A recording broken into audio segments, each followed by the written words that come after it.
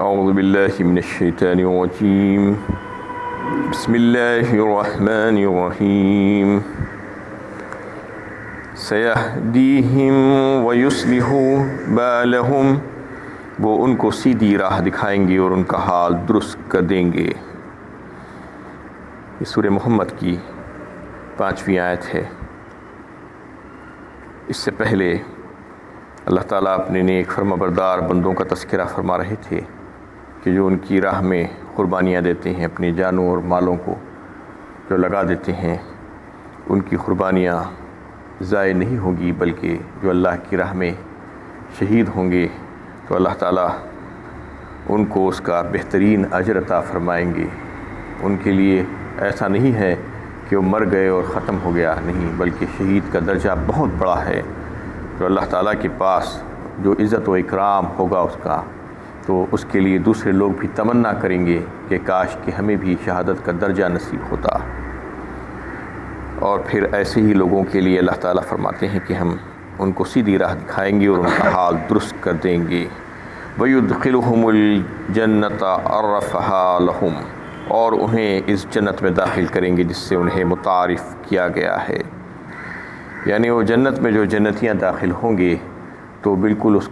اس میں جنت میں داخل ہونے کے بعد اپنے اپنے گھروں کو ایسے پہچان لیں گے جیسا کہ دنیا میں اپنے گھروں کو پہچانا کرتے تھے۔ کتاب الرقاق صحیح بخاری میں ایک حدیث نقل کی گئی ہے، فرمایا حضور صلی اللہ علیہ وسلم نے کہ جنتی جب جنت میں داخل ہوں گے تو وہ جنت کے ان کے گھر کے جو راستے ہیں وہ راستوں کو اس طریقے سے پہچان لیں گے جیسا کہ اپنے دنیا کے گھر کے راستوں کو پہچانا کرتے تھے۔ اس طریقے سے وہ رہنمائی کے بغیر اللہ تعالیٰ ان کو ایسے متعارف کروا دیں گے وہ راستوں سے، ان کے گھروں سے، جو اپنے آپ پہچان لیں گے۔ یا ایھا الذین آمنوا ان تنصروا اللہ ینصرکم ویثبت اقدامکم، اے ایمان والو اگر تم اللہ تعالیٰ کی مدد کرو گے تو وہ بھی تمہاری مدد کریں گے اور تم کو ثابت قدم رکھیں گے۔ اس میں اللہ تعالیٰ کی مدد کا تذکرہ آ رہا ہے۔ اللہ تعالیٰ کو مدد کی کیا ضرورت ہے؟ اللہ تعالیٰ کی مدد کا مطلب یہ ہے کہ اللہ کے دین کی مدد، اللہ کے دین کو غالب کرنے کے سلسلے میں جو انسان کو کرنا چاہیے وہ اسباب کے دائرے میں رہتے ہوئے اللہ تعالیٰ اس کا جو ہے اس سے مطالبہ کر رہے ہیں۔ یعنی اعلاء کلمت اللہ کی بلندی کے لیے اپنی جانوں اور مالوں کو قربان کر دینا اللہ کی راہ میں، اور شریعت پر مکمل طور پر عمل پیرا ہونا، اور اللہ کی دین کو اس کی دعوت و تبلیغ کرنا اور لوگوں تک پہنچانا، اور قرآن اور سنت پر مکمل طور پر یعنی اس کی اتباع کرنے کی کوشش کرنا، یہ تمام کام اللہ کی مدد سے متعلق ہیں۔ ایسا ہی انہوں نے کیا تھا صحابہ کرام علیہ تعالیٰ علیہ مجمعین اور خیر القرون کے مسلمانوں نے، تو اللہ تعالیٰ نے ان کو غالب کیا۔ جب انہوں نے اللہ کی مدد کی تو اللہ تعالیٰ نے ان کی مدد کی، جب انہوں نے دین کو غالب کیا تو اللہ تعالیٰ نے ان کو دنیا پر غالب کر دیا اور ان کی مدد فرمائی اور ان کو کامیابیاں عطا فرمائی اور ان کو جو ہے ثابت قدمی عطا فرمائی حالت جنگ میں، یعنی ہر طریقے سے ان کی مدد اور ان کو کامیابی اور سرخروئی عطا فرمائی گئی۔ تو یہی اللہ تعالیٰ چاہتے ہیں ایمان والے بندوں سے کہ تم اللہ کی مدد کرو، یعنی اللہ کے دین کو غالب کرنے کے سلسلے میں آگے آؤ۔ والذین کفروا فتعسا لهم وأضل أعمالهم، اور جن لوگوں نے کفر کیا ان کے لیے ہلاکت ہے اور ان کے اعمال ضائع کر دیے گئے۔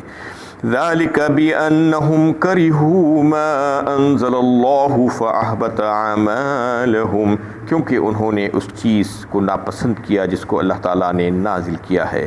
تو پھر ان کے اعمال برباد کر دیے گئے۔ یعنی وہ اللہ کے کلام کو ناپسند کرتے تھے اور اس کو اللہ کا کلام مانتے ہی نہیں تھے، اس لیے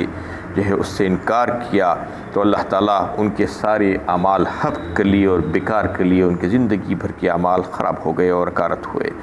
افلم يسيروا في الارض فينظروا كيف كان عاقبة الذين من قبلهم دمر الله عليهم وللكافرين امثالها،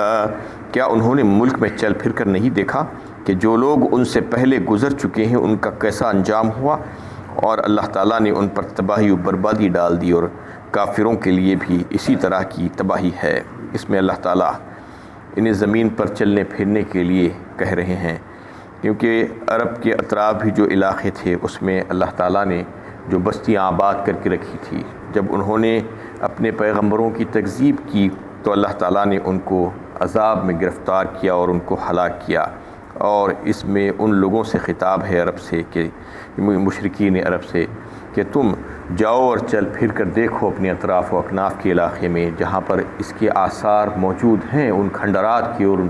ویران بستیوں کے، تاکہ تم کو اس سے عبرت حاصل ہو اور تم بھی ایمان لاؤ، یہ دیکھ کر کہ اگر تم ایسا ہی کام کرو گے جیسا کہ پچھلی قوموں نے کیا تھا، کفر کیا تھا، تو پھر ان کی ہلاکت ہوئی۔ تم ایسا کام نہیں کرنا، یہ دکھانے کے لیے اللہ تعالیٰ اس میں چاہ رہے ہیں، اس میں پیغام ہے ان تمام لوگوں کے لیے، ساری دنیا میں قیامت تک آنے والے انسانوں کے لیے بھی، کہ وہ بھی اپنے اطراف و اکناف کے علاقوں میں جہاں پر مختلف قسم کے آثار پائے جاتے ہیں، کھنڈرات پائے جاتے ہیں، پرانی جو قلعے اور یہ دیگر جو عمارتیں ہوتی ہیں، ان کو دیکھ کر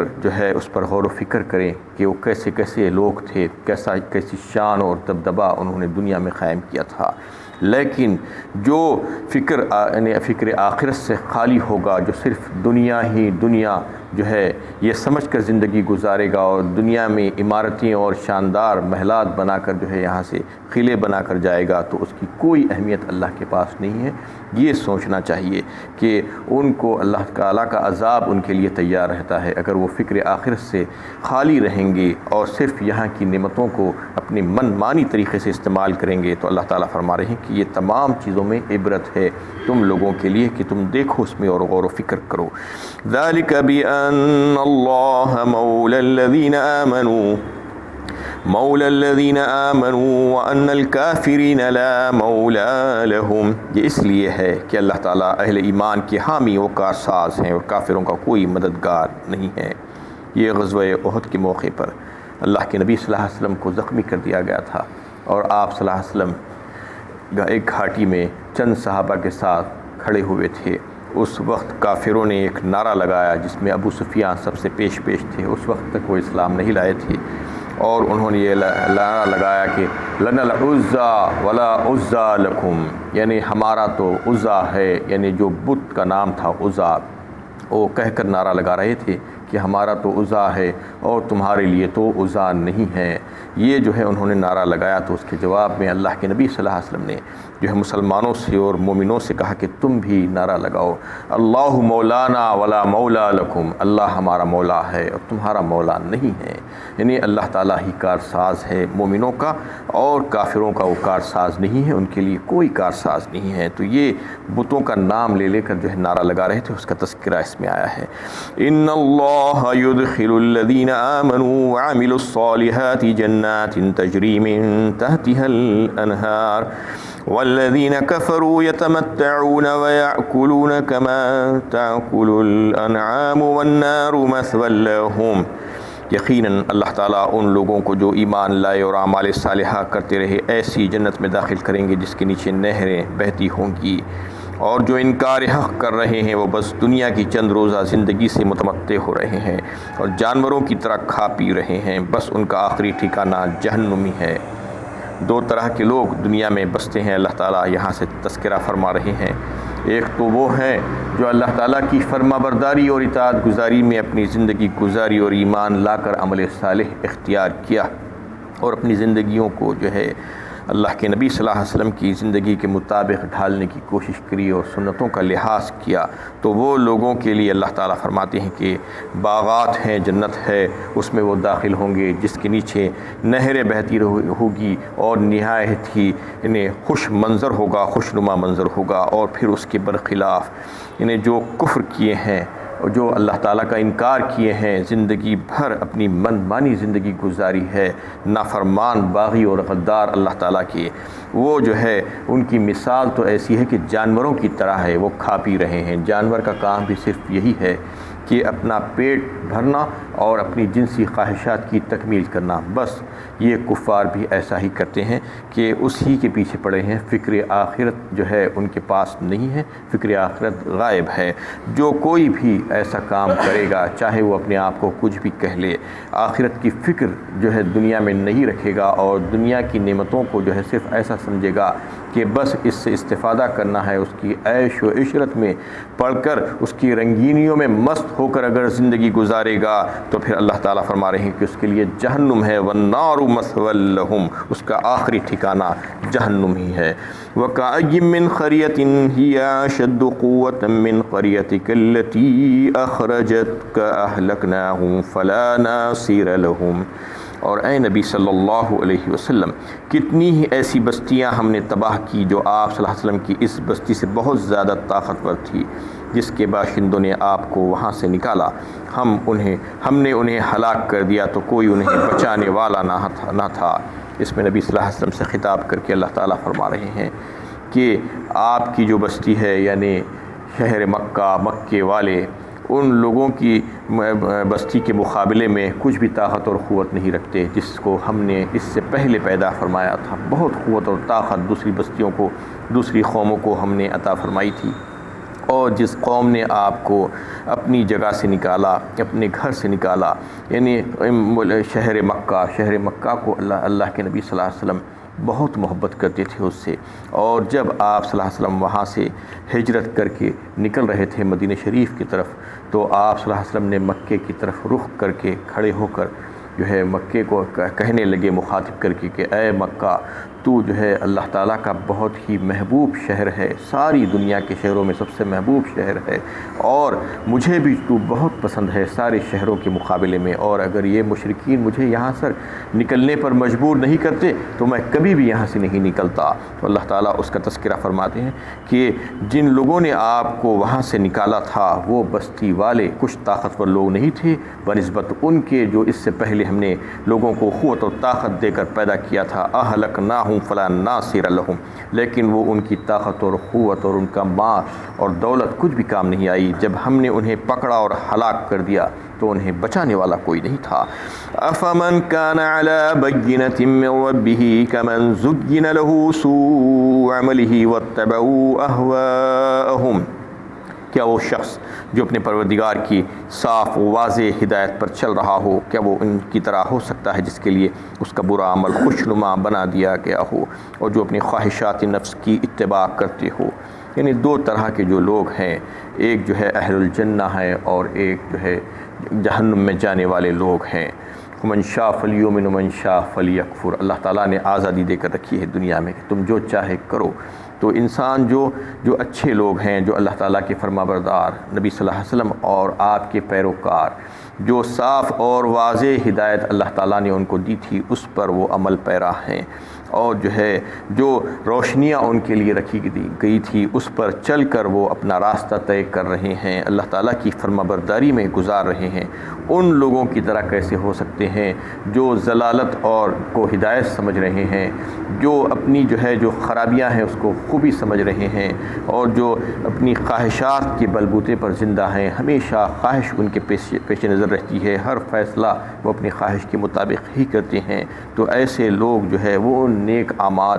لوگوں کی طرح نہیں ہو سکتے جو اس قسم کی جو حرکتیں کر رہے ہیں۔ دونوں دنیا میں جیسا الگ الگ ہیں، یکساں نہیں ہیں، تو آخرت میں ان دونوں کا انجام بھی الگ الگ ہوگا۔ مثل الجنۃ التی وعد المتقون فیہا انہار من ماء غیر آسن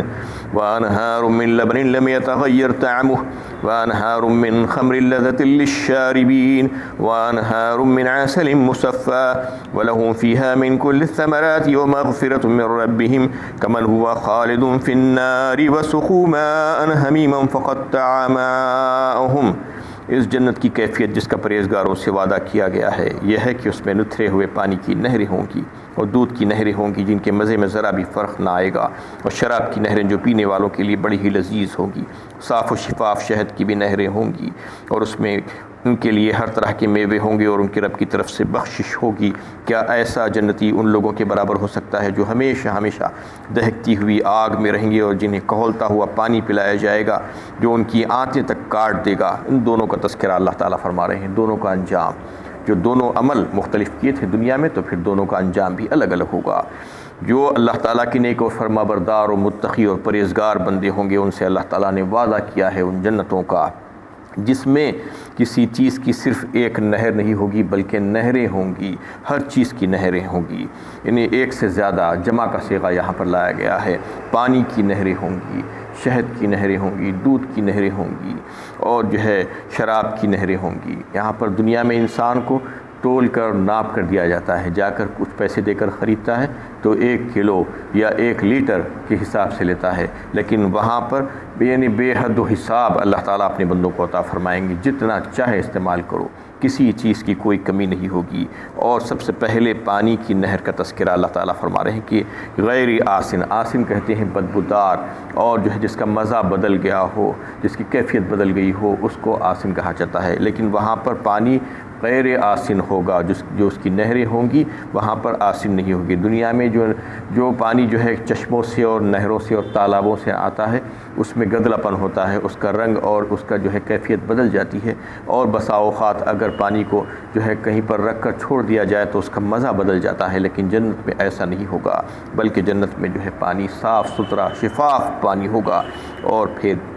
دودھ کی نہروں کا تذکرہ کہ دودھ وہاں پر جانوروں کی تھنوں سے نہیں نکلے گا جیسا کہ دنیا میں نکلتا ہے۔ تو دنیا میں جانوروں کی تھنوں سے نکلتا ہے، اس لیے اس میں بسانت پن ہوتا ہے تھوڑا سا، لیکن وہاں پر اللہ تعالیٰ چشموں سے نکال کے اس پہ نہروں میں بہائیں گے تو وہاں پر انتہائی لذیذ پینے والے کے لیے جو ہے وہ دودھ اللہ تعالیٰ مہیا فرمائیں گے۔ وَأَنْهَارٌ مِّن خَمْرٍ لَذَّةٍ لِّلشَّارِبِينَ، اور شراب کی نہریں۔ شراب دنیا کی انتہائی بدبودار تلخ ہوتی ہے، وہ پی کر جو ہے انسان اول فول بکتا ہے، اس کا دماغ ٹھکانے نہیں رہتا، وہ اس کو معلوم ہی نہیں ہوتا کہ اس کا جسم اور اس کے کپڑے برابر ہیں یا نہیں ہیں، وہ کہاں پر جا کر پڑ گیا ہے، اس کی جو ہے عقل میں فطور آ جاتا ہے۔ لیکن جو ہے جو جنت کی شراب ہوگی وہ ایسی نہیں ہوگی، بلکہ اسے فرحت اور لذت محسوس ہوگی، انتہائی خوشبودار اور اچھی ہوگی، اعلیٰ ہوگی۔ اللہ تعالیٰ اس کو وہ تمام چیزیں عطا فرمائیں گے۔ وآخر دعوانا الحمدللہ رب